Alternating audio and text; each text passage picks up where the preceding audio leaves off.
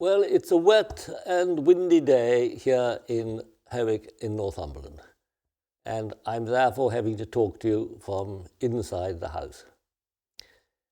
At nearly 85 years old, I have a number of regrets about things I have done and things I haven't.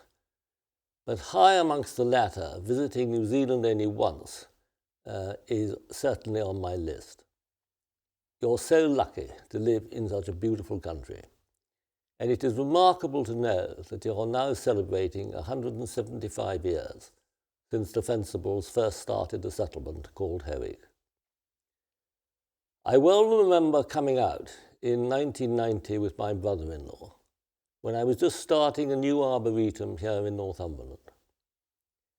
The Southern Hemisphere was not a high priority, since many plants are too tender to grow in the northeast coast of England. But we spent a wonderful 3 weeks travelling around South Island, including a quick dart over to Stewart Island, collecting tree seed wherever we could. 2 or 3 years earlier, Alan Busfield had got in contact with us, and he and his wife June both came to visit, as indeed did Morrin in 1994, and it was really nice to renew a link which had lapsed since the war. Alan was able to put me in contact with the relevant authorities in South Island for information and permits, etc., which was a great help. We started off in Auckland, staying with Alan and June in their house down by the sea. They took us up to the original Howick village for a guided tour, and it was fascinating to see how the settlement began 175 years ago.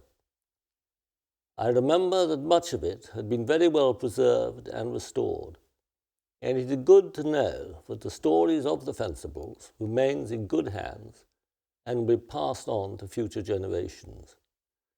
It is so important that the young have a clear and accurate picture of how their community started and developed.